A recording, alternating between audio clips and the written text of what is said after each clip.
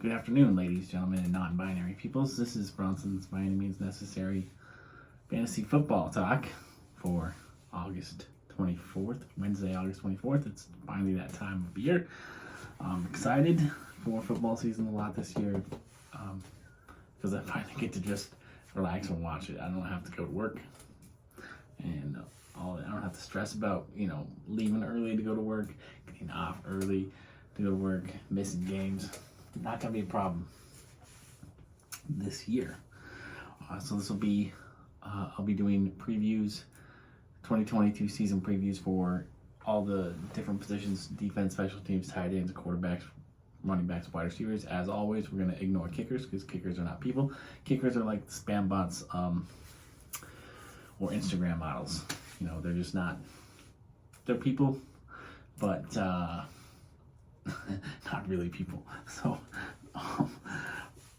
kickers, kickers are pretty easy. Just wait till the last round. There's always good kickers available. The best kickers from last year typically aren't always the best kicker this year anyway. So, the longer you wait, the better your chances of actually getting someone who's gonna be the number one kicker. By the way, some kickers that you can get with the very last pick, who should be top 10 kickers: Greg Joseph for the Vikings, Will Lutz of the Saints, Matt Prater of the Cardinals because he's old.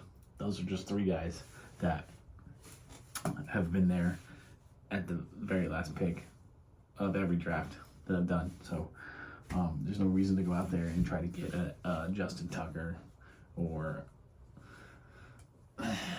Daniel Carlson, or even Young Wei Koo, who had an outstanding year for the Falcons last year, is not even getting drafted. Nobody's even drafting this guy, so he's available for you at the end of the draft as well. So there's no reason to go reaching for a kicker. But this will be the defense special teams preview. Defense special teams is one of the most chaotic and most volatile year to year because typically the best defenses from last year, like such as the Cowboys, kind of came out of nowhere. Nobody was drafting the Cowboys defense last year. They were middle of the pack. That's typically how it goes. The number one defense year to year is a defense outside the top 10. That's typically not getting drafted. So we're going to talk about a few of those teams that I think it could possibly be this year. We're also going to break down the top 10 by rankings, and which ones I think will be a little better, which ones I think might be a little worse, spikes and yikes. That's my thing. We'll talk about some of the defenses that have really good week one matchups. So those might be the ones you might want to target in your drafts. And my strategy when drafting defenses is either go for the best, go for the best defense who has the best matchup in week one. That's always a thing. I typically draft two to increase my chances of getting one of the best ones. I know most people, most experts will tell you just draft one, just stream. That's a perfectly fine strategy as well. But I feel like I can afford to draft two because I always make sure I stock up. I've always got running backs. I've always got wide receivers. I feel like I'm good. I stock up on those positions early so that, my depth at those premium positions is good. So that way I can get, my quarterback, my defense, tight ends a little bit later. And so I feel like I don't really need to carry that sixth running back or that sixth wide receiver because I've got 5 really good ones already, so I feel comfortable carrying that second defense. But a lot of people don't. They want that 6th running back or that 6th wide receiver. It's just personal preference, really. But I do like to draft 2. I've been drafting 2 in most of my leagues this year.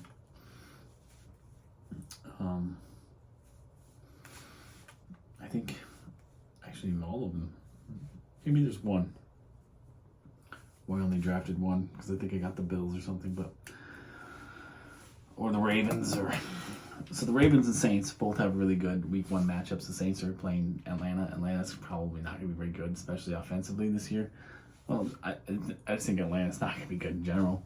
Atlanta's probably going to be one of the worst teams in the league, along with the Chicago Bears, along with Seattle Seahawks, maybe. Although I think Seattle's going to be more competitive than they look on paper, because I think Pete Carroll's a great coach. I think they're going to have a really good running game. I think they still have great wide receivers. They still have pieces.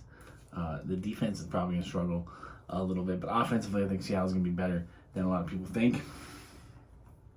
But yeah, Saints have a great Week 1 matchup, and then the Ravens have a fantastic Week 1 matchup, especially if Zach Wilson for the Jets doesn't play Week 1. If they are facing Joe Flacco, there's no team that knows Joe Flacco better than Baltimore and John Harbaugh. So I love that matchup in Week 1. So the Saints and Ravens, both preseason top 10 defenses, are defenses to target in your drafts, and then, stream for the rest of the season, even though the Saints and Ravens should both be decent defenses. I know Baltimore had a really bad year last year, but they had a lot of injuries. They had the most injuries probably really in NFL history or recent NFL history, both offense and defense.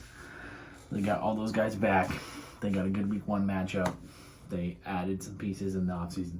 Ravens should have a bounce back year defensively, because the Ravens are known for their good defenses throughout history. That's kind of Baltimore's thing. I don't see them having a bad defense 2 years in a row. John Harbaugh and Eric DeCosta are going to fix that.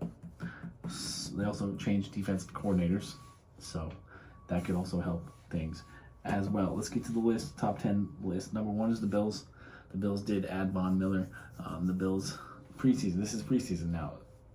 The Bills are a lot of people's Super Bowl contenders, Super Bowl favorites, because they got a great offense. They got a great defense. I see no reason why the defense won't be top 5. It's tough to say they'll be number 1. So I mean, you shouldn't be reaching for any of these defenses, because, like I said at the top of the episode, defense is volatile. So the Bills may be a really good defense, probably going to be a really good defense, but are they going to be the clear-cut number 1 defense? That's risky. So no reason to reach for them. 2 is the Buccaneers. 3, we got the Saints. 4 is the Packers, which I'm not sold on the Packers as a top 10 defense, let alone top 5. I know they did go out and add a couple of players from that great Georgia defense. I know that they've been, Brian Gutekunst has been working, drafting defensive studs on the defense for years now, but it just hasn't really equated to a great defense. They did lose Zadarius Smith. They lost some guys. They added some guys. I still think Packers defense is going to be middle of the road. I got them much lower than number 4, but they are number 4 in the preseason rankings. If you trust the Packers defense in an NFC North that will have the Vikings and an improved Lions team, by all means, go for it. I don't necessarily trust the Packers defense. 5, we've got the Colts. 6, we got the 49ers. 7, we got the Cowboys. The Cowboys are the number 1 defense from last year. Preseason this year, they're 7. It's quite likely that they regress. They feasted on an exorbitant amount of turnovers last year. It's unlikely that will carry over, but the Cowboys defense does still have some stars. They still have Dan Quinn. They still have the core of what was the best fantasy defense last year. There's some reason to think they'll fall out of the top 10. Rams defense at 8. I like them a little bit more. They still have Aaron Donald, who may be the greatest defensive player of the last 20 years. I mean, they got Lawrence Taylor. It's hard to say he's better than Lawrence Taylor. It's hard to say he's better than, I don't know, maybe not better than J.J. Watt. But they're definitely up there. Aaron Donald. They still have Jalen Ramsey. Still have a lot of stars on that defense. I know they play in a tough division, but I like the Rams defense a little bit more than perhaps the experts do. 9, we got the Ravens. The Ravens back in the top 10. They have a great Week 1 matchup. And then 10, we have the Dolphins. Dolphins have been a top 8 defense in fantasy for the last 2 years. it's going to be interesting to see how their philosophy changes with an offensive-minded coach. However, they still have the same players. There's still a lot of stars on that defense. It's hard to see them falling out of the top 10. Now, some defenses outside of the top 10 who could play their way into the top 10. We have the Patriots at 11. Bill Belichick has a knack for coaching top 10 defenses. He's a defensive guy, defensive genius, they say. So, despite the lack of star power, the Patriots could still have a very productive defense. 14, we have the Commanders. The Commanders burned me last year. The Commanders are always a preseason darling. They're always one of those teams that everyone's like, oh, this is going to be the year where the Commanders defense puts it together. I'm not buying it this year. I don't like the Commanders defense at all. They're off my draft board. I'm not touching them. They burned me last year. They were bad. They were terrible last year. And Chase Young is starting the year on the physically unable to perform list, so that just puts them. They just got bad juju already. Again, just as with the Packers, you want to take a chance on the Commanders as your second defense or as your first defense. By all means, there's worse picks you can make probably, but not for me. At 15, we got the Eagles. The Eagles are getting a lot of hype coming out of training camp this year, so the Eagles could be one of those teams who pull, it could be that team who is the number one defense at the end of the year, because right now they're middle of the pack. They're outside the top 10, where the number one defense at the end of the year always comes from. 17, we got the Chargers. Chargers are my pick. I've been drafting the Chargers a lot. They really upgraded a lot. The talent on that defense, with adding Khalil Mack, adding J.C. Jackson, Derwin James, presumably is going to be healthy coming into the year. Hopefully he can stay healthy for the entire year. I know the AFC West is loaded, but I think the Chargers are going to feast on non-divisional opponents, and perhaps the Raiders too. But I'm not sold on the Raiders being good this year. So,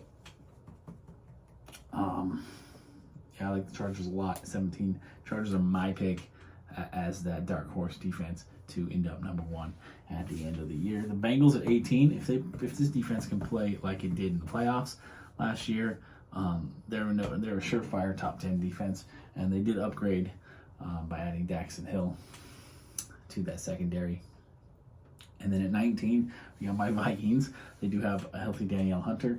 They did sign Zadarius Smith, so the edges should be pretty formidable. They drafted Lewis Seen and Andrew Booth to upgrade that terrible secondary. Only concern is they did lose Anthony Barr, but I think the linebackers are going to be fine. I like the replacements that they have. Barr was an incredibly overrated player for the last few years of his career. Anyways, they still have Eric Kendricks. They still have Harrison Smith. I think the Vikings defense, even though they lost Mike Zimmer, who is apparently allegedly a defensive genius, a new scheme, new morale, new offensive philosophy could change things and upgrade a talent upgrade at all three levels. Could lead to more turnovers, and turnovers are how you score big points in fantasy. So the Vikings at 19, I feel, is too low. I'm not sure. I'm not going to say they're going to be a top 10 defense. I'm not that sold on them yet. But I want to cover all the bases. I want to be right at the end of the year. So the more I talk about, the more I touch on, the more I say it could be this defense, the higher likelihood that I will be right at the end of the year. It would be fantastic if the Vikings can end up as the number one fantasy defense. I think they definitely have the talent, and like I said, turnovers are the big thing. So having two great